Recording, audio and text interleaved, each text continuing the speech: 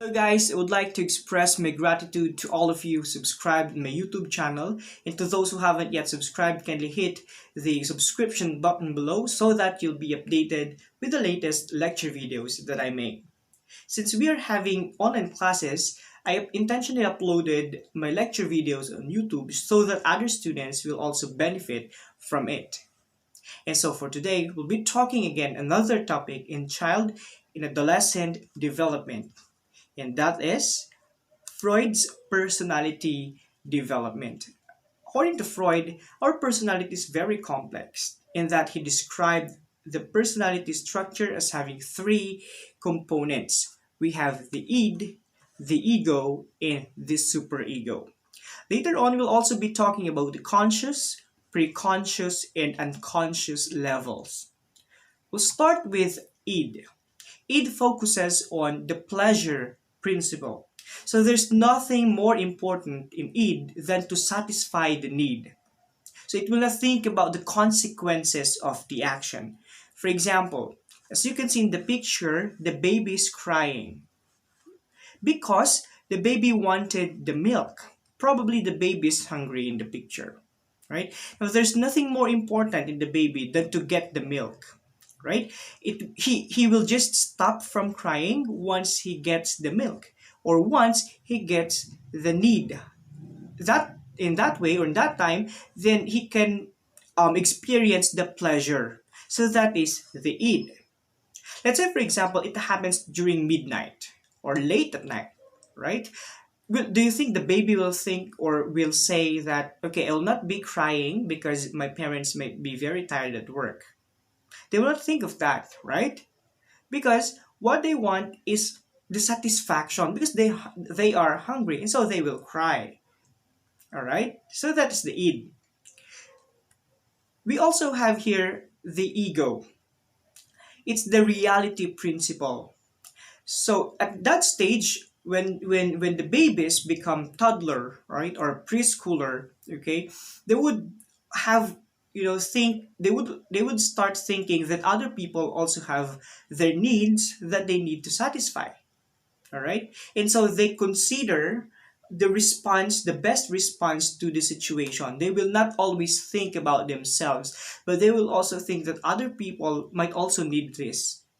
Okay, so they will now think of the consequences of their action. Okay, in that they know that if their response to the situation is impulsive or selfish, then there will be a negative consequence of that action. For example, if you went to market or in the mall with your parents, right, and you saw here a toy, your dream toy, for example.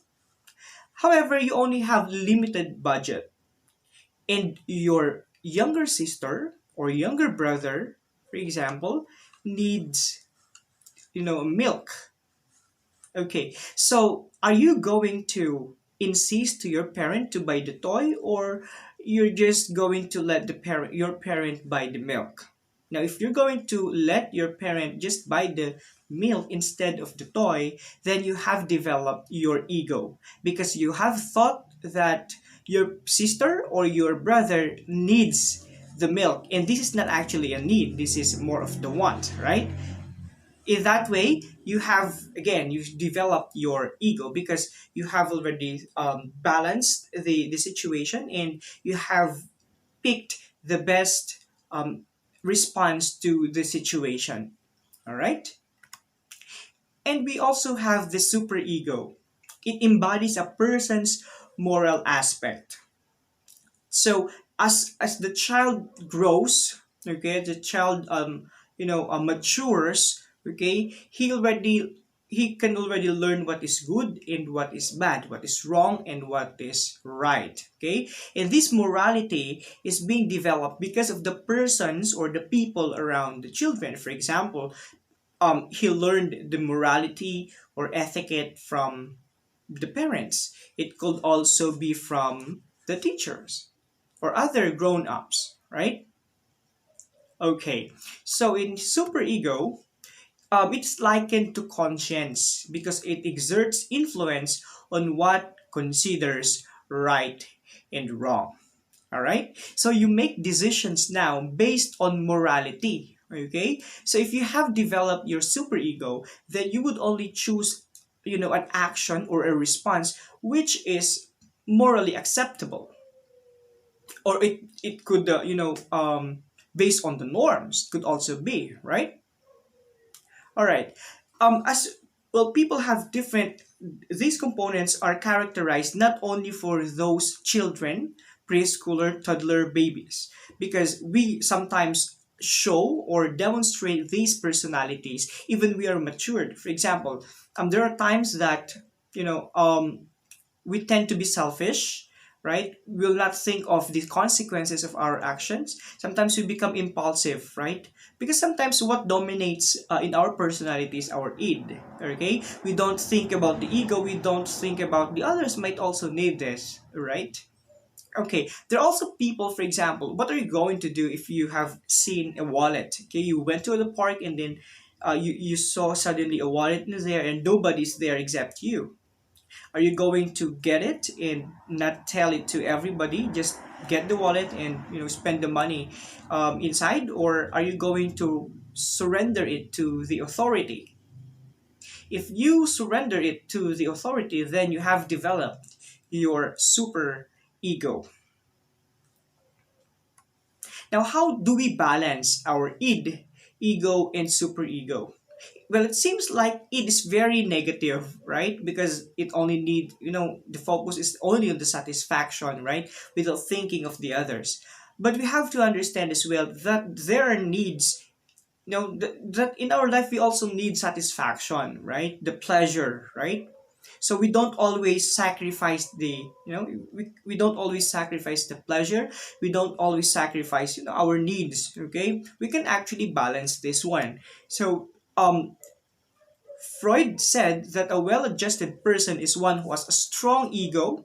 So that's the reality principle, the strong ego, who can satisfy the need. All right. So the id will also be satisfied because you have a strong ego. Okay. So you try to balance. Okay. You have your need, the others also have their needs, and then you pick the best solution without, or best response, without going against your superego or the morality itself. So there must be a balance among these components. Okay. All right. Now, if let's see if you have understood the three components, the id, ego, and superego. We have here the assessment. So you have to determine whether the following statements illustrate id, ego, or superego. First situation. Sarah knew she could steal the supplies from work and no one would know about it.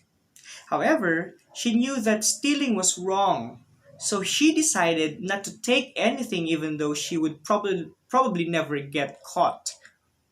So what's the dominant component in here? It only shows that what? Sarah has strong ego or super ego. She has a strong super ego, right? So it was mentioned here that where is it? She knew that stealing was wrong. So the decision or the response is based on morality. So it's more of the super ego. Another situation, Mary Mary really wanted to borrow her mom's necklace, but she knew her mom would be angry if she took it without asking. So she asked her mom if she could wear it. Okay, she asked first permission to her mom because her mom might be angry without when he will not ask, she will not ask permission at all. So what do you think is that? Id, ego, or super ego?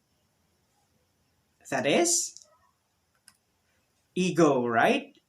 Because um, Mary now considers the situation of her mom. So her mom might be angry, and so she asked first the permission. All right. So he picked the best response to the situation. He did not become impulsive. She did not become self-centered in that case. Okay. Bart, another situation, Bart was stuck in the traffic. He just wanted his vehicle to move.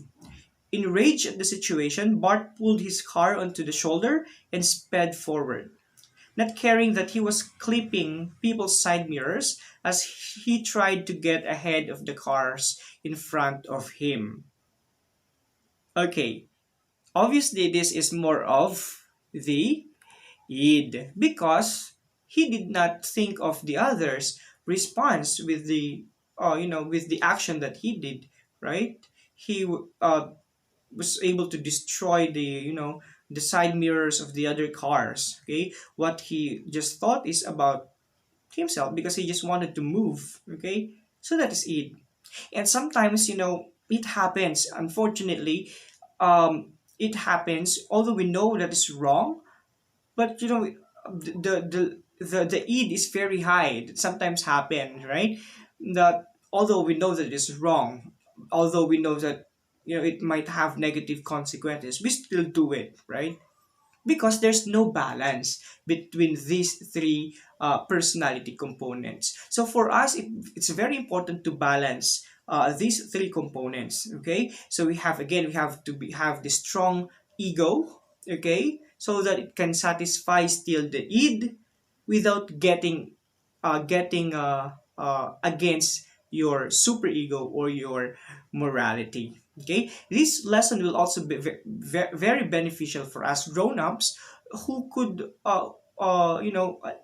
guide the development or moral development of the child, right? Since children learn from parents, from teachers, from grown-ups, from the environment. Probably we have to give them an environment which is favorable, or an environment wherein they can learn and they can adapt morality. So we have to show to them what is good and what is bad. We have to teach them to do what is good and to avoid and not do really not do what is bad. Okay, we also have here the topographical model. All right, so we have the conscious, preconscious, and unconscious.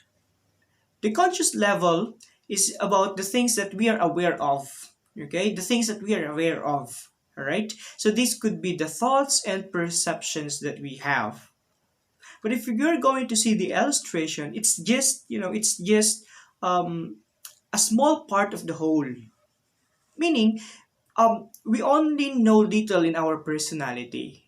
That's the conscious level. Okay, again, we only know little about our personality because yeah, this is the conscious level, and it only constitute to a small part of our personality. We also have the preconscious. So this embodies the memories and stored knowledge that we have. So these knowledge or memories that we have will only be retrieved, right, once triggered. So for example, you could you can remember your childhood friend, probably if somebody told a story of their childhood memories, right? So, for example, the cell phone number of your ex, for example, right? Just other pre-conscious level. Okay, so you'll only be reminded, okay, of these memories or knowledge that were stored in your mind once it was triggered. Okay, and the largest part of your personality, or as you can see here in this structure, it's actually the unconscious level. So these are, the fears, the unacceptable sexual desires, irritational wishes, selfish needs, shameful experiences, and the likes. And these things are, I mean, we as persons, we are not actually aware of this personality, right? So as you can see, the icebergs in here, it constitutes the biggest, okay, part of our personality. Okay, so that's how Sigmund Freud explained this topographical model. Okay, all right. So I think this lesson helps you understand personality development, and I hope you got also interested to other similar theories about personality. So if you want to learn more about personality development and other educational lectures, you can always look at my YouTube channel, sugar marks, and there are plenty of lecture videos in there. That thank you so much for listening, and see you to the other lecture videos that I'll be making.